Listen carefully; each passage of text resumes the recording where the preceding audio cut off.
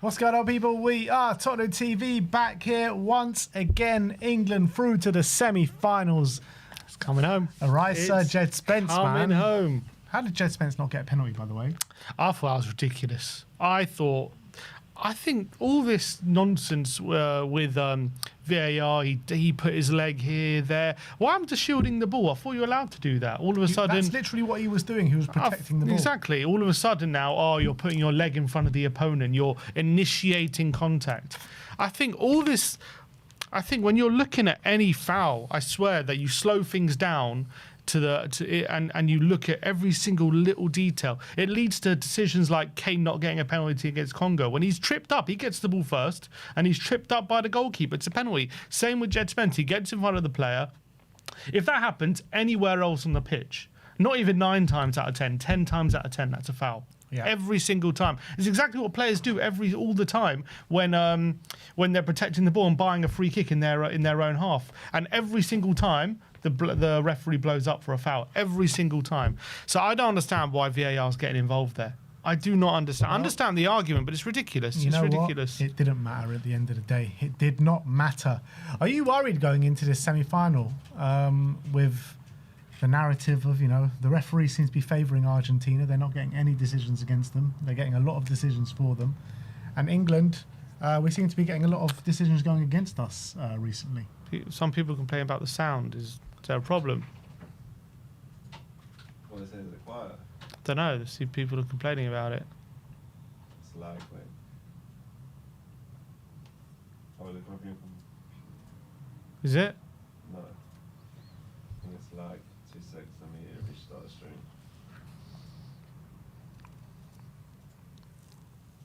People are saying that it's okay. It's fine. Right now? Is it all right now, Yeah, guys? it's fine. Everyone's saying it's fine.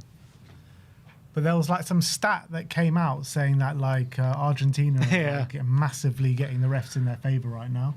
No, the stat was they're the only team that hasn't had, I think in the whole tournament, that hasn't had a VAR go against them. All of it's been for them. I have to say, every time with Argentina, it's very peculiar how, the Egypt game, we saw what happened there. I think the thing is, you can... In all these decisions, you can look at it both ways. Like, they're all going in favour of Argentina, but are they all fair? Have they been getting any unfair decisions? I think the one where their goal got ruled out against Egypt, I thought that was a bit bullshit, but it was, people are saying Messi should have been sent off. Some people saying it was a foul. Some people saying it wasn't a foul. Messi, that could have easily been a red card. The one against, I thought Switzerland were well in that game against them on Sunday morning, and then that red card happens for the dive. That was a fair red card.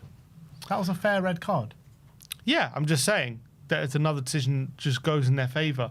He was only given a red because Paredes got booked. If he hadn't gotten booked, then they couldn't. I don't think they could have intervened. Isn't it? That's the new ruling.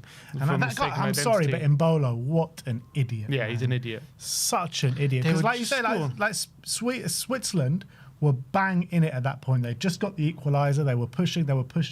They were all over Argentina, and then Mbolo does that. Sorry, what an idiot, man. Yeah.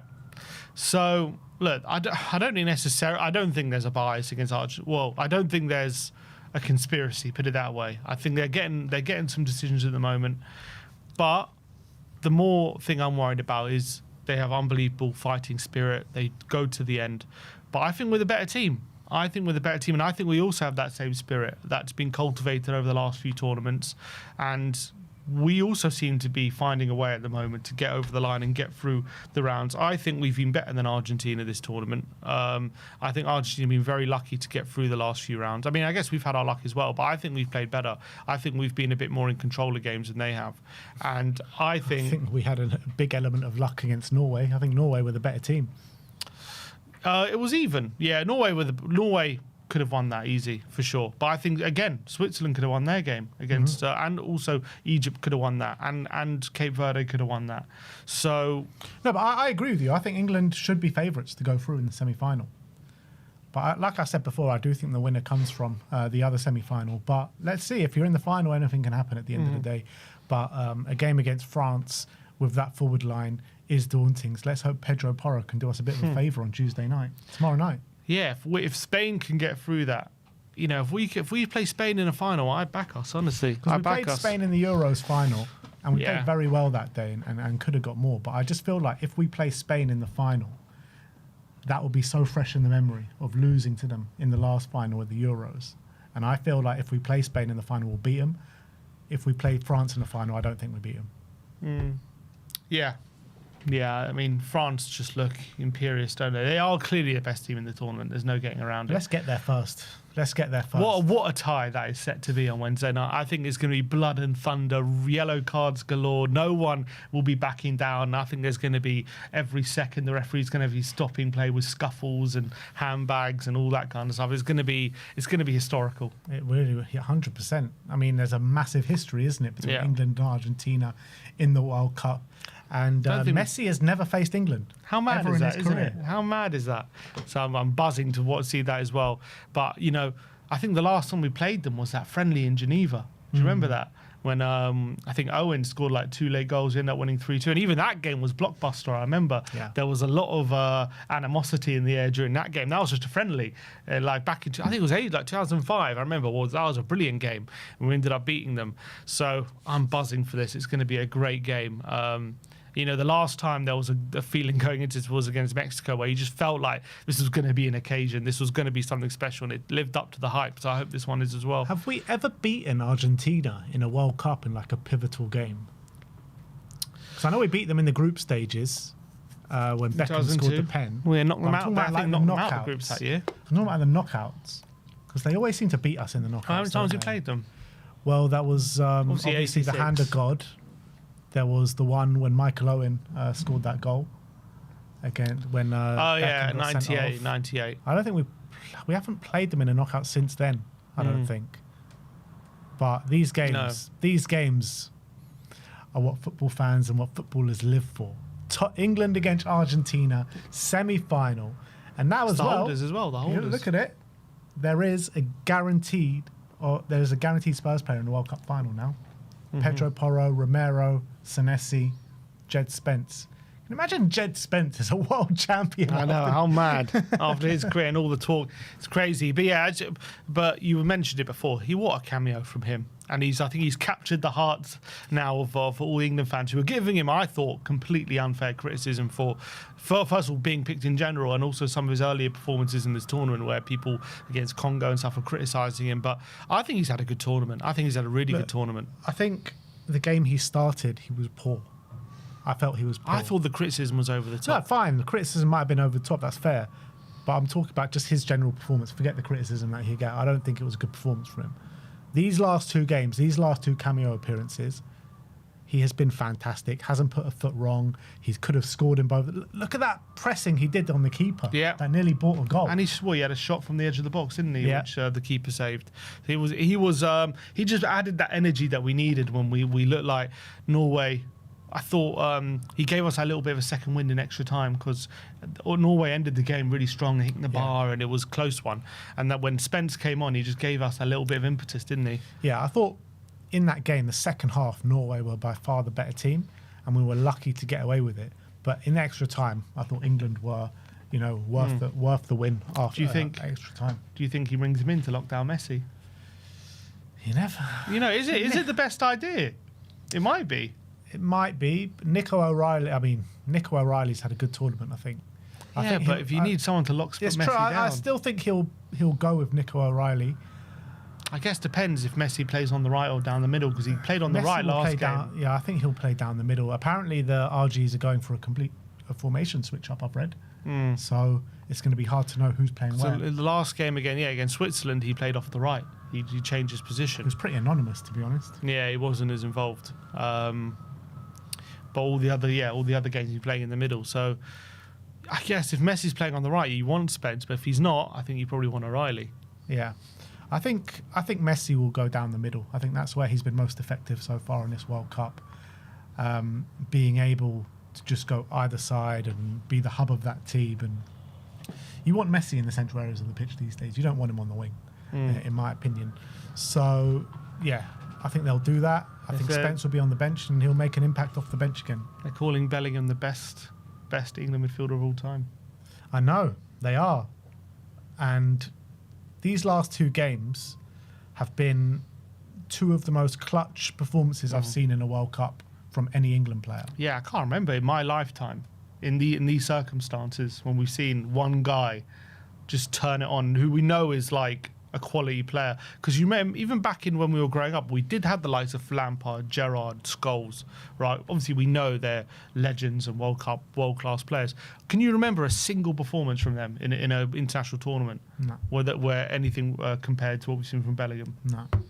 No, not at all. If England do go and win the World Cup, Harry Kane is going to be knighted. He's going to be a Sir once his career's over. He's going to get a statue outside of Wembley as well, right next to the Bobby Moore statue. Harry Kane will go down as the best England player of all time if England win this World Cup, for sure. And Jude Bellingham will be a close second as well, because you're talking about the captain. The captain always takes those kind of plaudits. So, but he's also probably England's best ever player. Yeah, England's best ever player. Most caps, most goals at World Cups, and the trophy to match it as well, if we can win it. And does he get the Ballon d'Or? You know, they're talking about Messi being in the running. Of course they are. Now. They'll do anything to give Messi another Ballon d'Or. They are desperate to give Messi another Ballon d'Or. Any excuse just to rub it in Ronaldo's face. This is the dream scenario. England to win the World Cup, Kane to get the Ballon d'Or, and Kane to be like, you know what? I've had my fun with my trophies. I've got the best of the lot. Now it's time to go back to Spurs and get the Prem record. And get the Prem record and bring some more trophies home to Tottenham. That is the dream. Can it be a reality? Who knows? I think one day he will be back in that Tottenham. He's going to be back in England, I'm sure of it. And who better than Spurs to take advantage of it? Who knows? Who knows? Maybe if he wins that World Cup, he'll think, look, I've got that big trophy now. Do I really want to stay in Germany my whole career, or do I want to go back to England? And he'll come back to England as a hero. You know, he'll be celebrated all up and down the country. Yeah, apart from that one stadium. Yeah, apart from one stadium. He'll probably get a standing ovation, a guard of honour at every away ground. He should do. He should, 100%. You know, Sir Harry Kane. Has a nice ring to it. But look, we'll see what happens. Tuesday night, Wednesday night. I don't know what we're going to do tonight with no football, though. It's going to be like, what did we do last night with no football? You know, I was in bed asleep by 10 p.m. last night. I stayed up all the way for the Argentina game. Yeah, me too. And then I was just like, I was knackered yesterday, absolutely knackered. But look, we hear you in the live chat. You want some Spurs news. Get to some Spurs news. Forget this England rubbish. But forgive us for talking about the World Cup while the World Cup is on. We're going to get to the Spurs news in a little second, but first of all, OK Jersey, 10% off with your code SPURS. The link and the code is in the live chat right now. This is from OK Jersey. This is from OK Jersey. They got the new kits on there as well, so fill your boots, people. New Spurs kits, very, very cheap, very high quality, all there for you to purchase right now. You get a further 10% off with the code, and the new training stuff, which has been released today, will be up there pretty soon as well. So get ready for the new season, because it's coming, people. The first pre-season game is next week. A week on Wednesday. Spurs face, who is it? MK Dons. MK Dons, but yeah, 22nd. Yeah. So 9 days' a week time. On Wednesday. So we got the players are back for pre-season, the non-World Cup ones anyway. So we're going to be having a look at the first video that Spurs have released of the boys in the gym. But you got to get your stuff from OK Jersey. They are the best in the business, high quality, cheap prices, and a further 10% off with the code SPURS. So link is in description below. Get yours today. And yeah, let's move on to some Spurs news, people. And let's start off talking about Luka Vuskovic, because everyone's like, what's going on with Luka Vuskovic? No announcement has been made, but no announcement has still been made. But Plettenberg and Romano are both saying today is Vuskovic Day, as he's going to take on his medical tests and do all the usual stuff. And the transfer is going to be finalised today, apparently. Well, Plettenberg says today. Romano says at some point this week. fixed fee of 53 million euros, 5 million in add-ons, and a 20% sell-on fee as well. So Lukas Vuskovic is going to be sold this week. Yeah, it just had gone weirdly quiet because we had the Here We Go a while ago, and you with all the other transfers, very soon after the Here We Go, you're getting confirmation. So now this has gone a few weeks. You're wondering what is going on. Why has it gone so quiet? Is it because he's been at the World Cup? What the reason is it for the delay? Sounds like there wasn't really a hold up. It was just don't know. They didn't really say a reason. There's just been some sort of delay. It must have been what I said last week about just wanting to get back from holiday, do all the media stuff. So we'll get confirmation. We've obviously spoken about this to death. It's going to be interesting to see how he copes at Brighton and how he copes in the Premier League. Obviously, we're going to keep a keen eye on him. It's important that to note we have obviously the first refusal, not first refusal, we have a price match clause and a 20% sell-on clause. So we are invested in Vuskovic doing well, regardless of the fact that a lot of people don't want to see us miss out on what could potentially be a generational, people are calling centre-back talent, and people want him to, some people out there anyway, want him to go there and fail to prove that we didn't make a mistake in selling him, or also a lot of people are out there not happy with the way he left, making a fuss and causing issues with his agent, saying he wants to leave, all this kind of stuff. But the reality is, the better he does at Brighton and the more money he goes for, the better he is for Spurs. Yeah, look, I hope he does well. Wish him the best for his time at Brighton. And we'll definitely be keeping a close eye on him, that's for sure. Let's move on and let's talk about two players in Archie Gray and Matisse Tell. There's been some information regarding them from Himothy, I believe it was. And yeah, Himothy says Archie Gray and Matisse Tell are not rated by Roberto De Zerbi.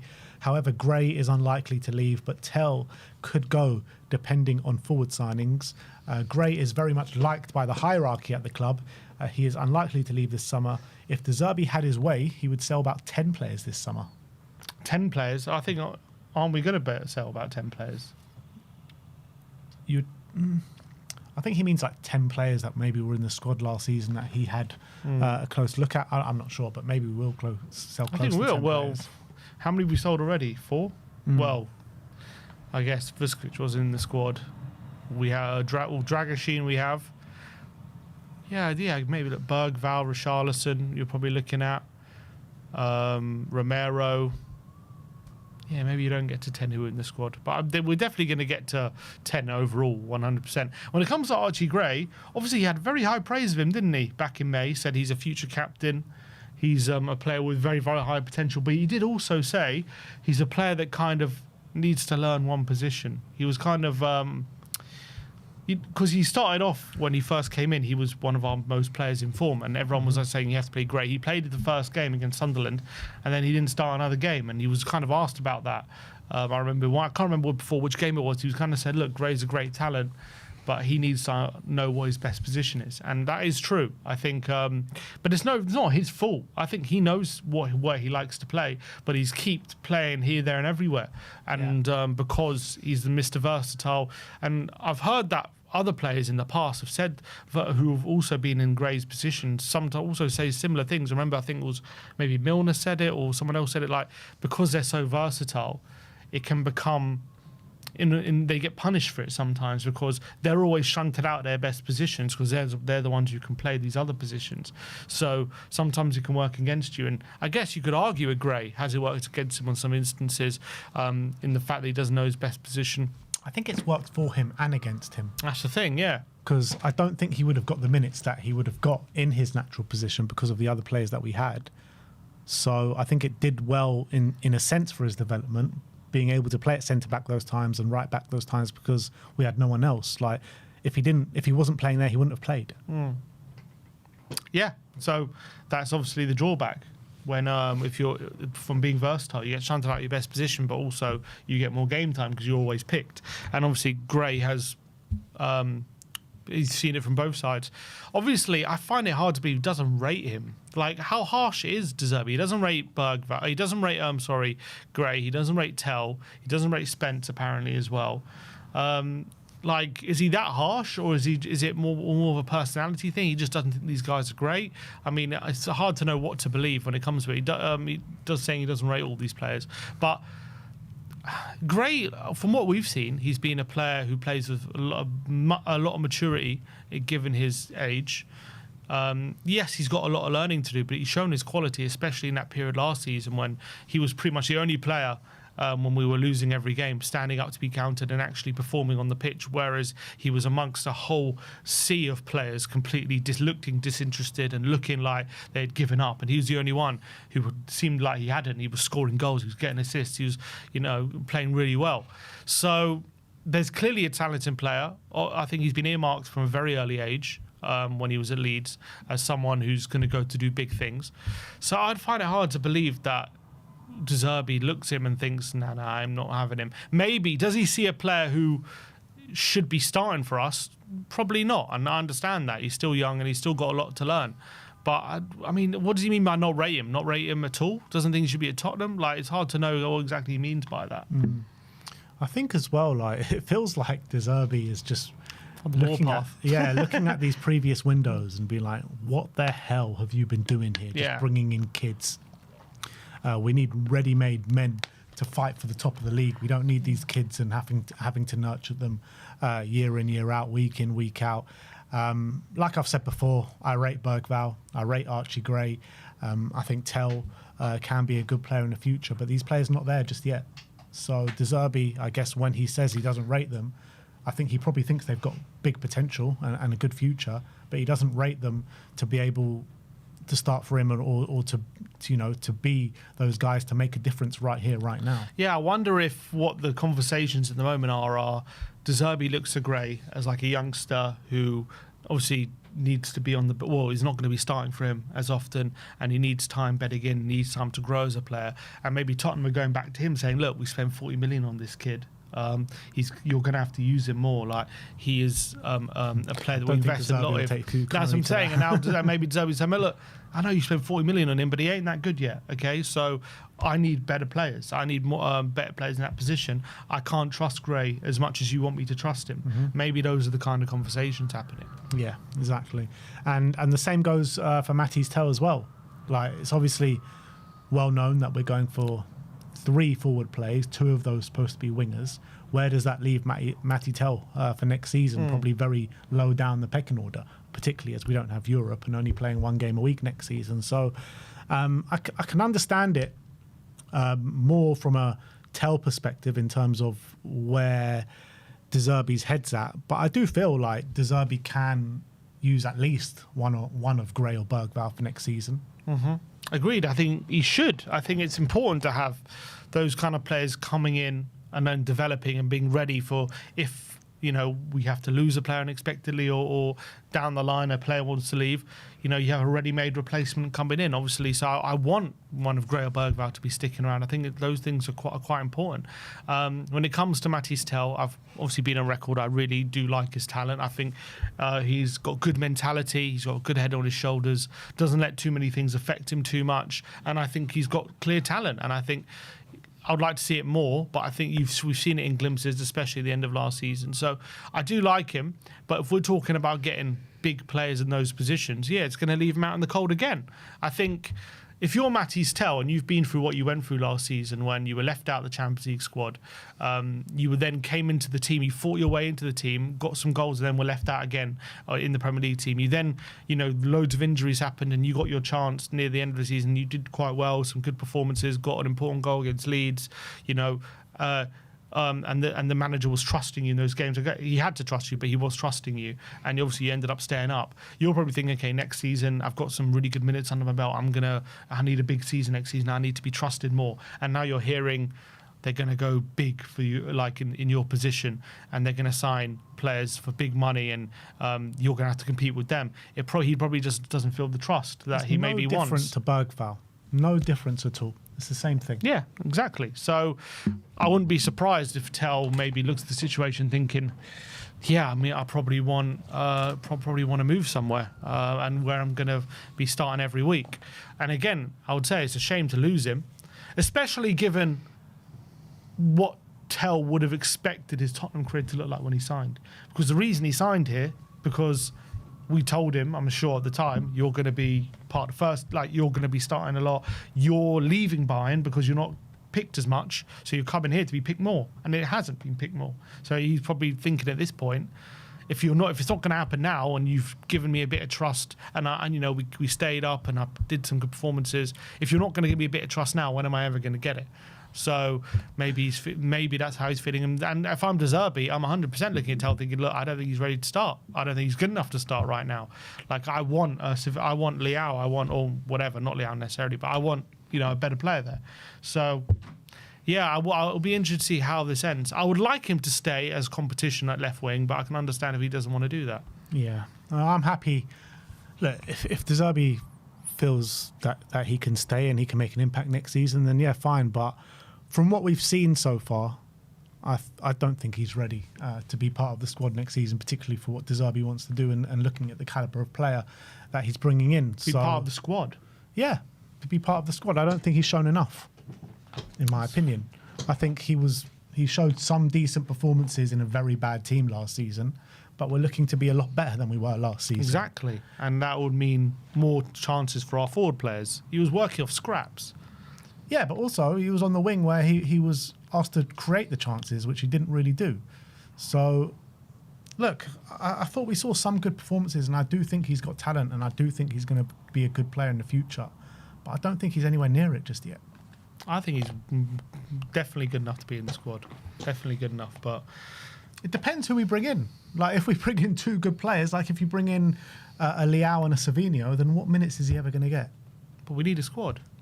I get that, but what minutes is he ever going to get? He's going to have to fight for them, and obviously he's going to have to be good enough to earn those minutes 100%, but I think he is good enough to do it. Because I feel like even if you favour Savinho as a right winger, still, if ever Leao gets injured, let's say for hypotheticals we bring these two guys in, he's going to favour putting Savinho in on the left ahead of Matisse Tell. And I can't see Matisse Tell fighting his way ahead of a Savinho, a Leao, a Kudus, anyone like that. Yeah, I mean, it's tough at the moment, but yeah, obviously it's on him to put in those performances when he gets those opportunities. But I think he's shown last season, when given opportunities to fight for his place, I thought he did all right, especially during that period where, he was only getting scraps by Frank, I remember, and he was still coming in and doing things, and he was looking good. And then he got some starts and he scored. And then as soon as other players came back, he was just dropped again. I thought it was really harsh. That's the thing, though, he did all right. But No, we're he did looking well. for a lot better than all right. Yeah, but I think we're going to be a different team. You're going to see all our attacking players in better scenarios, in my opinion. And I think he's a good player. I think he's got real potential to be a very, very good player. And I think if he was our starting winger next season, I think we'll see a much better Matisse Tell. That's just my opinion. It's the same with Bergvall and probably even Gray. They're all good players, and they've all got potential to be very good players. But for what we're trying to do now, I just don't think they're there yet. I don't want him to be starting, and I don't think Gray and Bergvall should be starting either. But we need a squad. Yeah. Right now we've got loads of midfielders, but the attackers not so much. Again, if he's on the bench, not getting too much minutes, it's not going to help anyone. But If we don't need him, we don't need him. But but I think we will need him. I think anyway. Unless we replace him, that means we have to sign someone else. Yeah. But I don't know if we will. It all depends on Kulusevski, I guess. Because if Kulusevski is going to play next season, and you're looking into bringing two wingers on top of that, then there is no spot for Matisse. Yeah, All right. Next up, let's talk about Lucas Bergvall. Spurs journal says that Tottenham and Forest have open talks for Lucas Bergvall. A deal will be difficult as Spurs are not actively looking to offload, but there is an understanding that Tottenham will let him go for the right price. SZY saying Forest are currently in talks with Spurs for Lucas Bergvall, and Himothy says Lucas Bergvall is likely to leave the club. So, hotting up. Yeah, it's heating up here with Lucas Bergvall. If it is with Forest, then we got to drive a very hard bargain. We all remember fresh in the memory what happened last season with Morgan Gibbs-White. But yeah, look, I think once a player wants to go, I think you do have to grant his wishes. And we've just spoken about the whole Gray and Tell situation, and a lot of that does apply to Lucas Bergvall as well. So yeah, I think we'll get good money for him. I wonder how he would be under Ollie Glasner at Nottingham Forest, playing in that 3-4-3 kind of formation he likes to play, the double pivot. I think it'd be good. I think he would be good, but I think he would take a bit of time to adapt. I think he might have some early struggles there. But yeah, I think obviously we've heard we've rejected 45 million, so I wonder what our price is. How high is it? Is it 50, 55? Is it 60? Is it 50 plus a bit add-ons? Would we accept 45 plus 5 or 10 million in add-ons? It's going to be quite interesting to see where our limit is, because 45 million is quite a big bid. Obviously, you're looking at some of the other midfielders who have gone for similar prices. Where does he rank between like Andre Santos? Because he's just gone for 50 million to United. And is he ahead of him or is he behind him? I don't even know. Well, all the Chelsea fans seem to think he's a good player. So, but we think Bergvall's a good player. We think Bergvall's a good player, but Santos was playing a lot more last season, wasn't he? I think than Bergvall. So, yeah, I think I would probably want a similar fee. But I think if you're looking at Forest, you're probably saying Santos on 50. He's not. He shouldn't be worth more than that. That's probably what you're thinking if you're Forest. Yeah, but again, they've had a 45 million bid rejected, and they're still at the negotiation table. Yeah. So if you're going to go up from 45 million, you're thinking probably 50, 55 million, probably end somewhere there with maybe a sell-on fee or something like that. Yeah, I think it'll probably be about 50 with maybe some add-ons and a sell-on. Yeah, that'll be that. I agree with go that. To like 55, and that'll be that.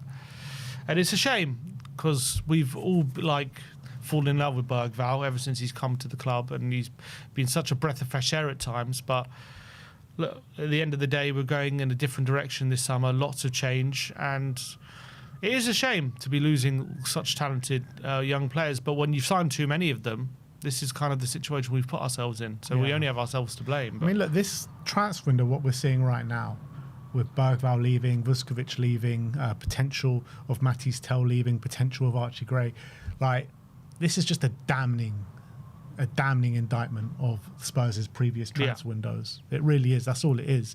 Because you're looking at De Zerbi's come in, he's taken one look of it and just being like, you guys don't know what you're doing, basically. That's what he said. Spent all this money on all these players, and yes, they're talented, but if we can get a Tonali or Fernandes, what are you guys doing here? Like, why are you sitting here waiting for these kids when we have a game? We have games coming every day. Like, we don't have games in 3 years' time. We have games this season. Right? You got to remember that as well. And so that's probably how he's looking at things. And I would love a scenario where these kids can stay and help grow us grow as a team. They can grow with us as a team. But the reality is, over these last 2 years, they've been overplayed, and we've been completely on our knees when it comes to the results we've been getting. And it's because we've been relying on these kids way too much. So it is what it is, unfortunately. And we're getting good money for them. So I wouldn't say it's right. What we're doing now is like bad business, because at the end of the day, when you're getting, if we're getting 50 million plus for Bergvall, you're getting 50 million for Vuskovic, you're probably going to get maybe 25 to 30 for Tell. If Gray went, you're probably looking at 50 million again. So if we got all those fees, that's a hell of a lot of money you can reinvest in actually getting proper talent that's ready for tomorrow. Exactly. Next up, we shall speak about Jed Spence, star at the World Cup, semi-finalist with England, and SZY saying that Spurs defender Jed Spence may leave Spurs this summer, and Himothy saying Jed Spence is likely to leave this summer. Obviously, we're linked to someone else, which we'll speak to in a minute. But in terms of Jed Spence, maybe his last two performances have put his price up a little bit. Paul O'Keefe said a few weeks ago that Everton only willing to go to 25 million for Jed Spence. That's derisory, in my opinion. He should be 40 minimum. That's 100%. 25 was always a massive underpayment for a World Cup fullback for a nation like England. Getting the minutes he's getting, and he's been a Premier League regular now for 18 months. You're not looking at 25 million. I think that's a crazy offer.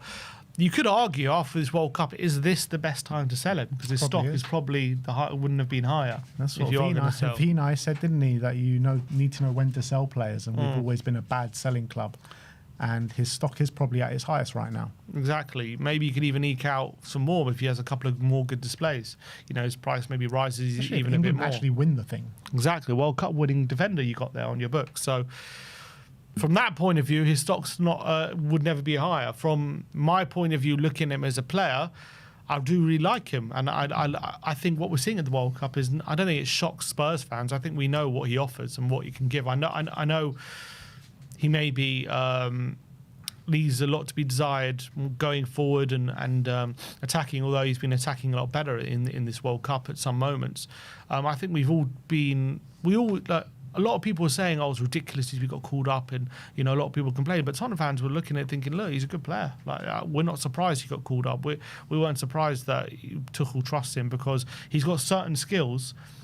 I think there are certain things he's probably the best in the squad at when it comes to that one-on-one defending, his pace and that kind of stuff, which I don't think any of the other defenders are as good as him at locking down a winger. Like Jed Spence can do that. So that kind of quality I do appreciate, and I would like to have that in the squad for certain scenarios and certain games.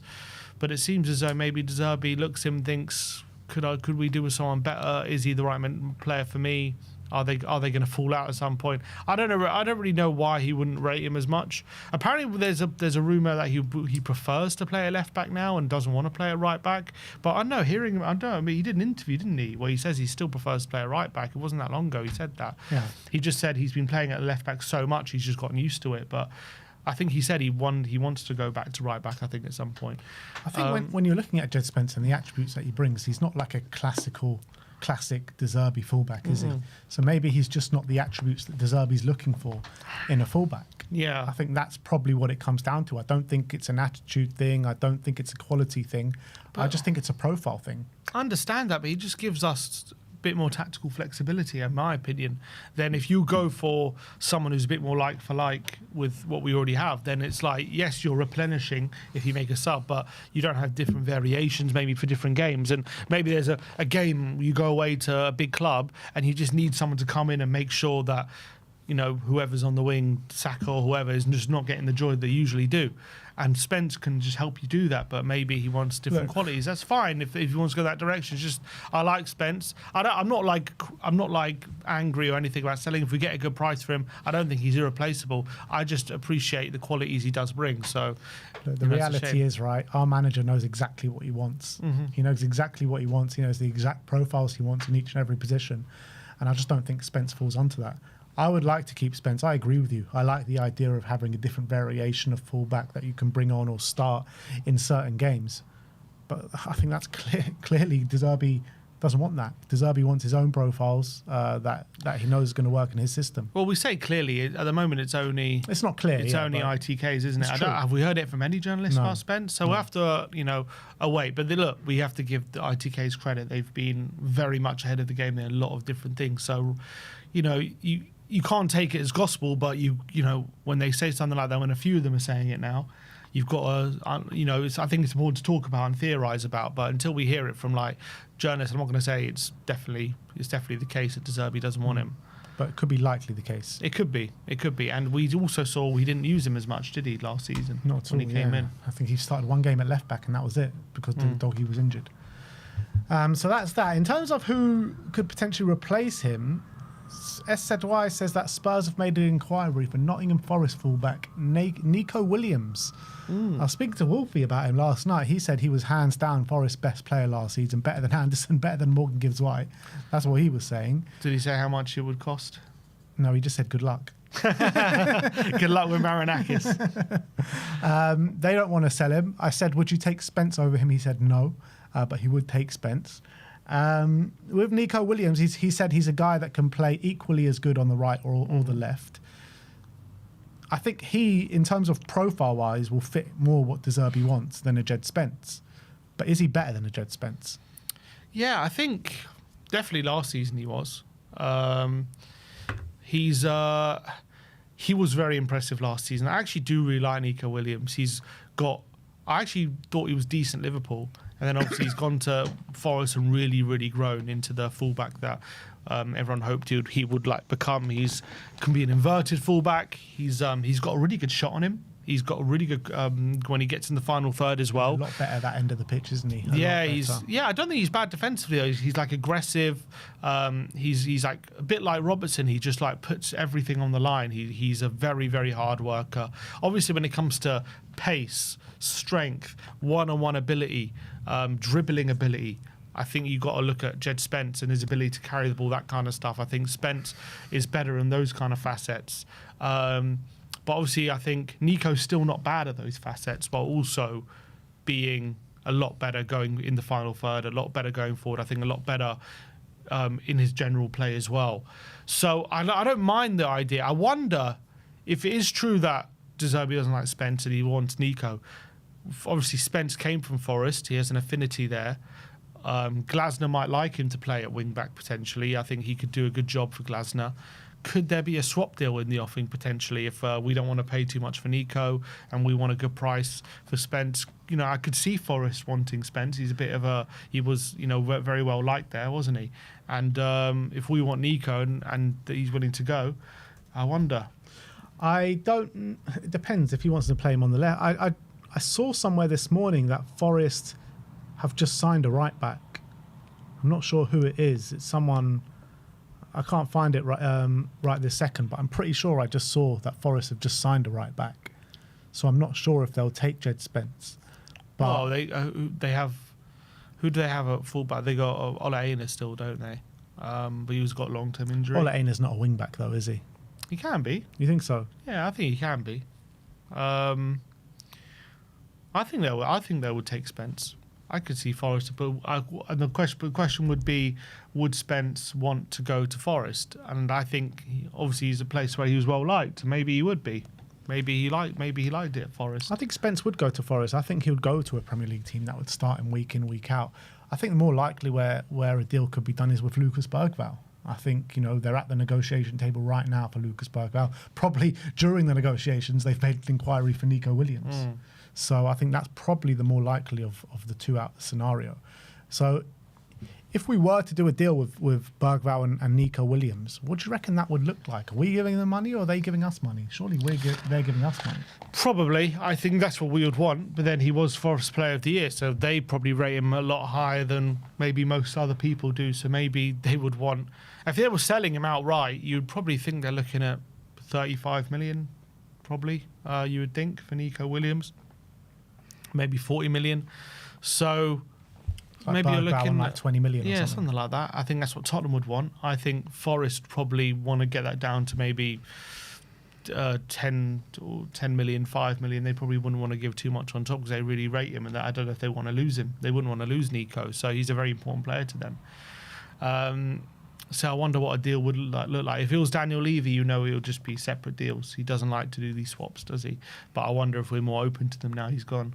We'll have to wait and see. Be interesting if Spurs are just trying to tempt their best player just to sway them away from Lucas Bergvall, because we know we don't actually want to sell him. We only want to sell him because he wants to go. So I wonder if that's kind of at play. Not sure. What? Sorry, just to ward Forest off. Yeah. What we're saying, if you go Bergvall, we'll go get Neco. Bit like what Liverpool did with Ekitike and Isak, but they ended up getting them both. Yeah, basically. Yeah, I wonder. I think if there's any truth to Spence leaving, I wouldn't be shocked if Nico's our choice. Not at all. Would you be happy with that if we swapped Neco? Yeah, I'm fine with it. Yeah, I'm fine with it. I think that's a good replacement, to be honest. I think he offers things that Spence doesn't. Obviously, Spence offers things that Neco doesn't, but I think what Neco offers is probably more in line with what De Zerbi wants. So he's more of a De Zerbi player, Neco Williams. Yeah, potentially, yeah. I think he's proven over the last couple of years now he's a really good fullback, a lot better than people expected. Yeah, I agree. Another player that Spurs have been linked with just very recently, Morgan Rogers of Aston Villa. As Himothy says that Spurs are keeping an eye on the situation with Rodgers. Heard this a week ago. Villa need to sell as they have huge issues. Villa have just signed Manzambi. Obviously, they've just let go of Tielemans. Tielemans has just joined Manchester United. But I think they've lost money on that because Tielemans has gone for 35 million. Manzambi has come in, like 50 million. So they've spent money in that. I think a bit more than that, yeah. Okay. But Morgan Rogers has obviously been heavily linked with Arsenal. so far this window. They've been quoting a price of like 130 million. I don't think Arsenal are going to get anywhere near that 130 million for Morgan Rogers. But why not if they really want him? I don't know if they want him that much. Oh, I see. Right. Yeah. Okay. I don't know. I think. But would you say, like, given that Anderson's 116, is Rogers not 130? I think for us, potentially. I just don't know. With Arsenal, they've got Eze there. They've got Odegaard there. They're looking for more out-and-out wingers out on the left, and I just don't think Rogers is that. Yeah, they've got obviously Eze. They've been rumoured to be letting go of Odegaard. We'll have to wait and see what's going on, because he has had now a couple of poor years, to be honest, at Arsenal. Thing is, it's true. He looked fantastic at the World Cup, by the way. He has, yeah. Odegaard. I feel like this might be swayed with like Julian Alvarez now, because Julian Alvarez apparently have been heavily linked with Arsenal over the last 24 hours. That Atletico Madrid don't want to sell to Barcelona. So if Arsenal come in with a big money move for Alvarez, I think they don't get Rodgers. Yeah, it's going to be there's already confirmation, isn't it? Trossard's going, so they're now at the moment only got one left winger, and that's Martinelli, who's also been out of form for a while. Who's probably someone they want to try and upgrade on. But the thing is with Rodgers, I think he does kind of very similar to Eze at the moment. So I wonder if they sell Rodgers, what would that say about potentially about Eze's long-term future at Arsenal? Could he be available in maybe this summer or maybe in a year's time? Barge pole, mate. Obviously, we're not going to sign him from Arsenal, are we? But for us, I've always said, if you're looking at our number 10 position right now, is there anyone you're fully confident on right now? As I think we've got very good players there, but unfortunately, due to their individual circumstances, it's hard to be fully confident with any of them right now as our starting number 10 going into next season. If they're all fully fit and they're all being individually all as players, I'd love all of them as our number 10s. Xavi, Maddison or Kulusevski. Either one, you could pick any of them. If they're all fully fit, I'd love all of them. But unfortunately, they've all got big problems at the moment. So could we do with another player? Now, the question is, do we spend 130 million on that other player? He does fill in on the left-hand side, which would help as well.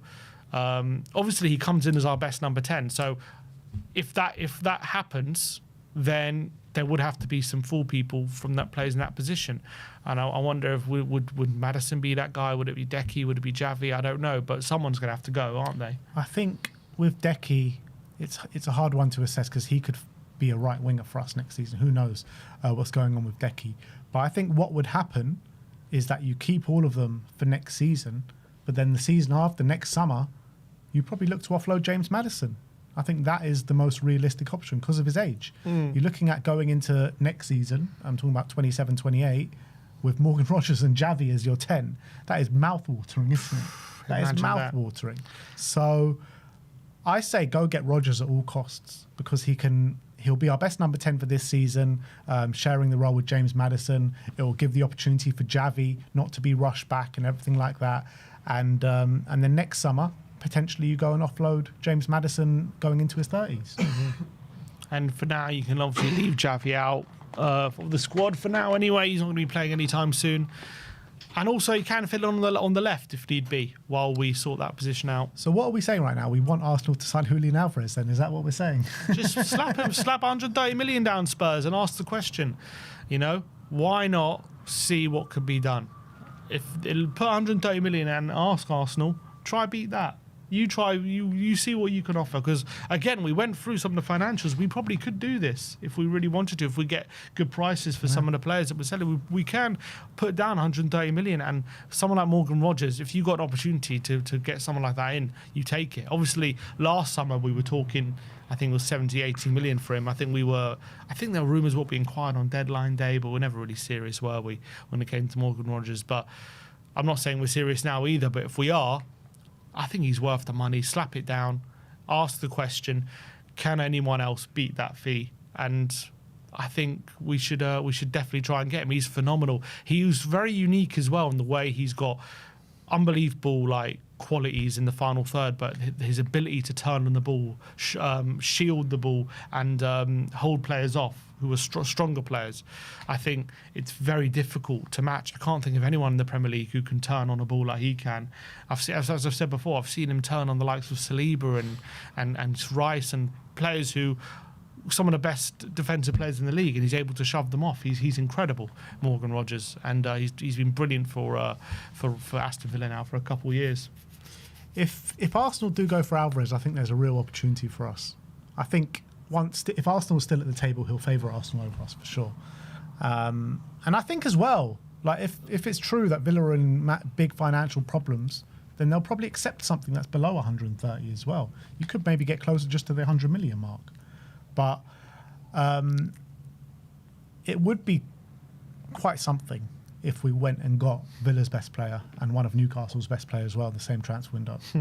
That would be quite something. Like it's already something, yeah. 2 17th places, Villa and Newcastle complaining about us all windows, saying, "Why? How can they spend all this money and just go and get the 2 of their best players?" Pretty much. The problem is Rodgers would be having to give up Champions League football to come. Yeah. I guess the difference is with Tonali, they weren't in Europe. Yeah. Fernandes, obviously relegation.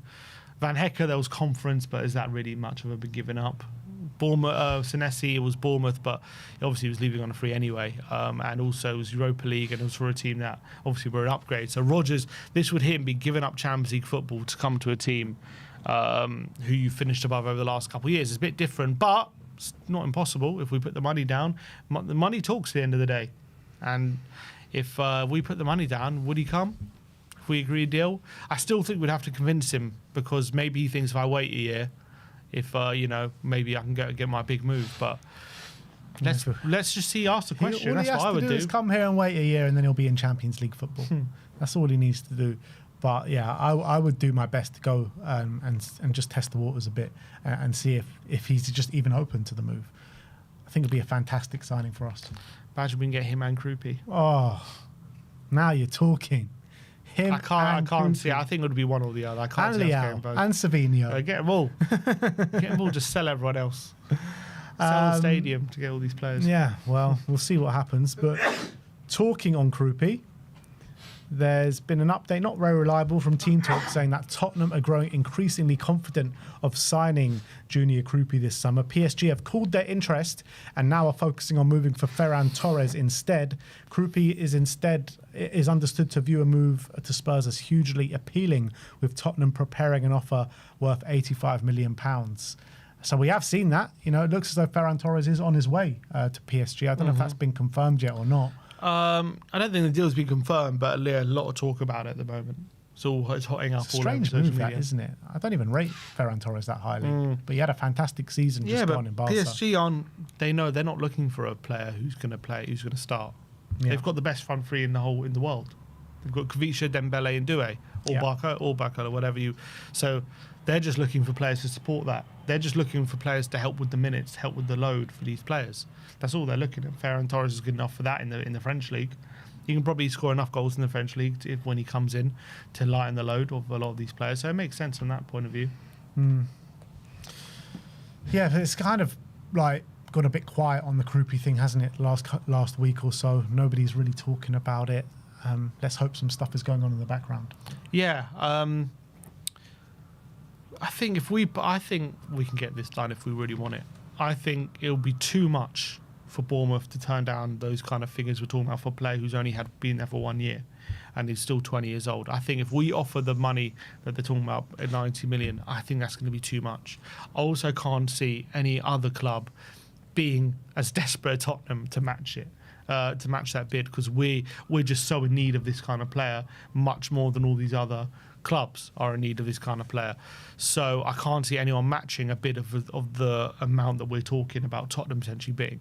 So I do think there's a possibility this could definitely get done. I really do. But it's going to be interesting to see how high we're actually willing to go. How many £100 million players are we bloody signing this window? Going to bring in Tonali, Krupi, Rodgers. Any more? All of them. Maybe a name we haven't heard of yet. Look, Tottenham are spending big this summer, and we haven't got any of these forward signings yet. Tottenham spending bigger than there's this. This is just like, this isn't even like beyond all realms of our wildest imaginations on Football Manager, never mind in real life. We could do this before manager, be like, this is completely unrealistic. What do you mean? And now we seem to be doing this. We just seem to be like, whatever the club renegotiates it, we just accept it immediately, and that's it. That's what seems to be happening. But you know what? we showed we went through it. We could spend 90 million on or 100 million on Krupi, and it makes sense financially. It's like the net spend wouldn't be ridiculously high if we get some good sales in. So as ridiculous as it sounds, it is plausible we could do this. We have the money to do it. Well, let's see what happens. But that is your Tottenham update. Let me know in the comment section what you think of all these transfer stories that we have spoken about today. A lot to get your teeth bitten into. Before we move on to the next segment, one more big up to OK Jersey. All the latest Spurs gear on there for you to purchase. Come on. All the old Spurs gear on there to purchase. Retro as well. stuff, current training gear, best quality replica shirts out there. Really phenomenal stuff. You would not be able to tell they're replica. And for really affordable prices as well. Can't beat an OK Jersey. Cheap as it is, but with a further 10% with your code SPURS, which is pinned to the live chat, you cannot go wrong, people. So, without further ado, let's go. The boys are back. The boys are back in town. Well, a lot of them. I think 22 players reported back on Friday for pre-season. Spurs have released a video seeing all of them train, get in the gym and get down to work. So let's go and have a look at how they've been. All right, so this is reacting to Spurs' first day back at pre-season. Go on, let's see. Press play. Archie Gray. What is this? Archie Gray's new hairstyle. Yeah, he's got a new look. Lovely flowers there. Yeah. Hotspur way. They've been gardening over the summer. Oh, dad of two now. Yeah, good man. Congratulations. Oh, he had a baby. Congratulations to Dominic Or his Solanke. wife had a baby, I should say. Well, it's good to have you back. Congrats. Good to be back. Look at these smiles returning back. They're all buzzing for De Zerbi. They're buzzing. They know what the trading is like. They know the new manager. They're probably looking at all these new signings, thinking, "What is going on here?" We haven't seen any clips yet. Fernandes meeting the squad, have we? Kudus, look at those guns, man. Kudus is ready. Where's Fernandes? Because he was in pre-season. We haven't seen him meeting the team. I like Archie's new hair, to be fair. Like a mullet with Yeah. highlights. What do we reckon Kudus is going to be ready? Reckon he's to be fit for the new season? Hope so. What was it? A groin injury. Need to get Dr. Andre to review Kudus' groin. Look after yourself, have fun. So Archie Gray's built up a little bit. Yeah, he's been doing his work over time, hasn't he? What is this that they're doing? I don't know. So, as well, they've been saying that I think Vinay said they've been changing a lot of the stuff around the gym to make it a lot more performance enhanced rather than like a 5-star resort. So it's going to be interesting to see when they do like shots of the gym what they've actually changed. No, so they're not. That gym is still going under renovation, so they're working in a different gym right now. Okay. They're working at the gym at in the hotel, I believe. Okay. There you go.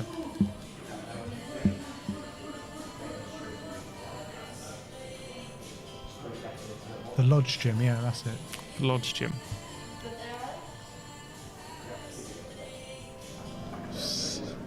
Matisse. So this gym, they got games, do they? They what's called I put in the 5. So 5. Yeah. What are they playing? the sack. the sack toss, yeah.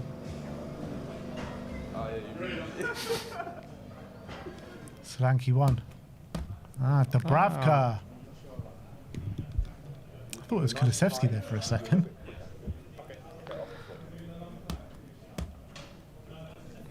Iggy says the Ether reckons Dubravka could be #1 this season. What? That's what Iggy said in the call. Nah, no chance.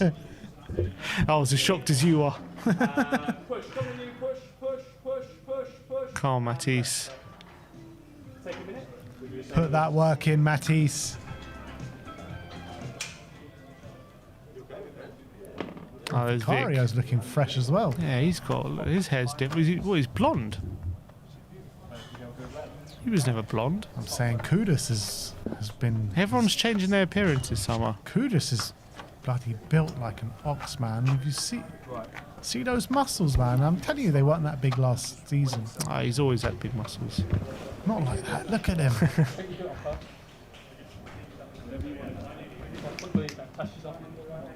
Telling you, this season that we're going to see from Kudus is going to be like no other. I think De Zerbi is going to work wonders with Kudus. He's not going to know what he's got. He's going to come in training thinking, wow, we have this player? Well, what have you been doing all this time?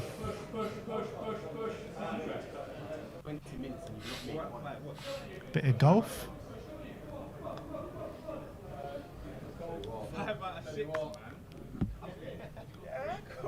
God. multi-million-pound facilities, and they're playing golf into a cup. Yeah. A paper cup.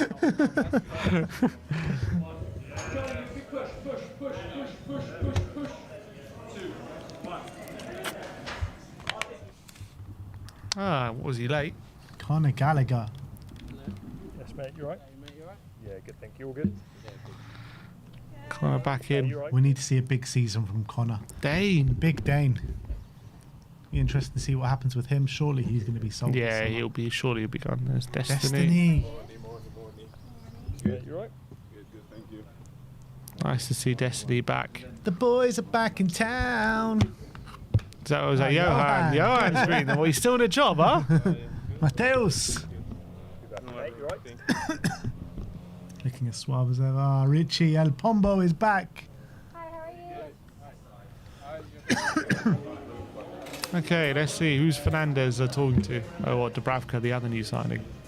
I want to see Fernandez getting chummy already. I want to see him getting well Does he know integrated. anyone? Does he play with? Has he played? He knows Paul. They played with each other at Lisbon. Oh, Doggy just walked past Yeah, us, come just on. blanked Couldn't him. say hi. New signing. You played together with Kudus? No, didn't. They didn't play together, did they? No, he played. I think the only one is Pedro. Ah, Antonin, new number one.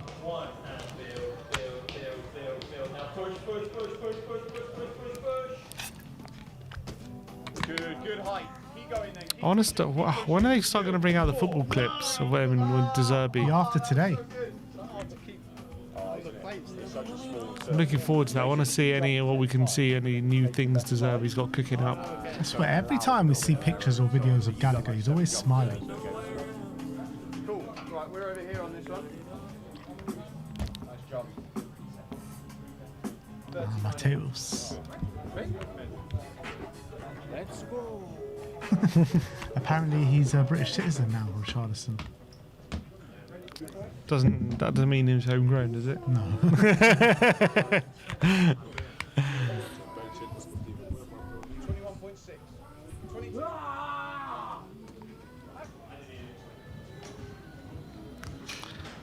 You must be gutted missing out on the World Cup, especially given that what Igor Thiago's done. I've seen nothing. Big Mikey Moore. I swear, if Mikey goes to Dortmund, Then what? he's going to be class. Oh, I thought you were going to say you were going to riot or something. Wilson, that's good. No strapping on his knee. That's good to see him back. Maybe he's going to be back sooner than we think. Ashley Phillips. What is going to happen with Ashley Phillips? That's a big Didn't he question. just wasn't he in Championship Team of the Year? I think he got Stoke Young Player of the Year. Well, we got Stoke Young Player of the Year. It's good to see Wilson back. After that ACL, it can take a long time for players to get back in the gym. What was that, Jamie Donnelly? What's he got? Why is he doing dance? He's got a dartboard on his head. He's got a dartboard round his neck. Oh, what did you get 3 bullseyes? No, he didn't. 24 points. Huh? None of them bullseyes. Okay, can't see from here. Oh, 24 points. Where's he going to go this summer, Jamie? Yeah, it's a big season for him. Last year was a bit of a waste. Yeah. Clearly a talented player, good left foot, but I wonder what the future holds for Jamie Donnelly. It's Madders working hard in the gym. Look at that. It's great though he came back last season. That little, those few games is going to do the world of good for next season. So I really hope we get to see Madders at his best. If we could have a Maddison who's at his best next season, who knows? Who knows what we can do? Because I honestly, when he's at his best, he's one of the best 10s in the league. I agree. Do you reckon he's keeping that long hair for next season? I think it suits him. I like it. Going for the Kurt Cobain vibe.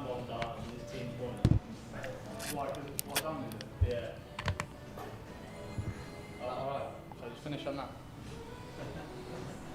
He got bullseye. I don't even need to No. go over to. Outer ball. You're welcome. There's your Instagram reel for the day.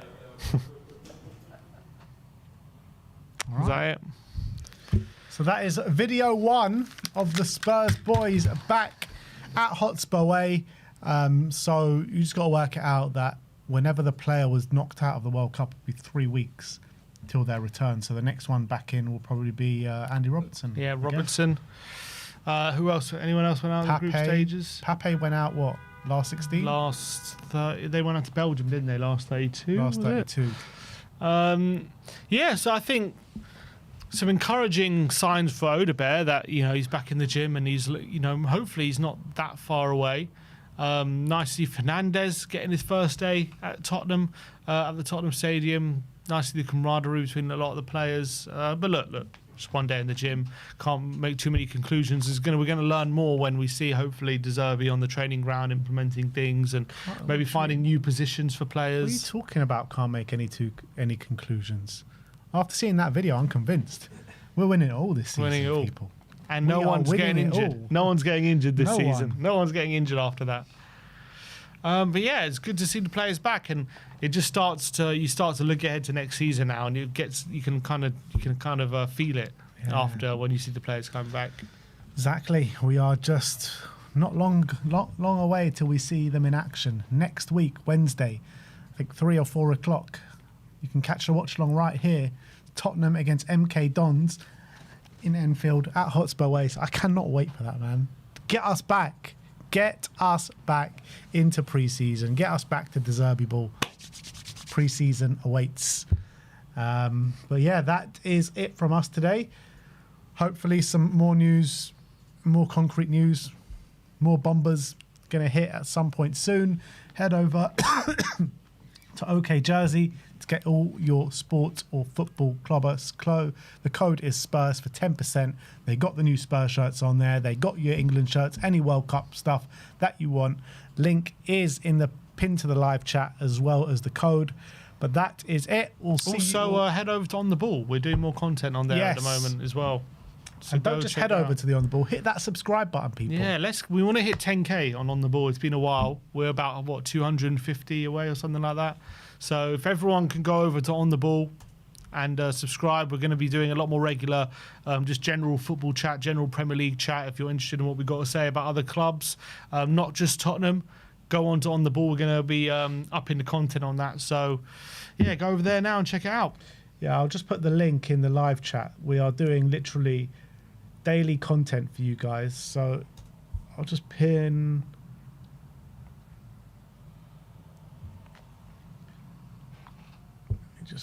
Don't know. There we go. I'm going to pin it. Click that link and everyone hit subscribe. We are going to be doing a lot of content from now on The Ball.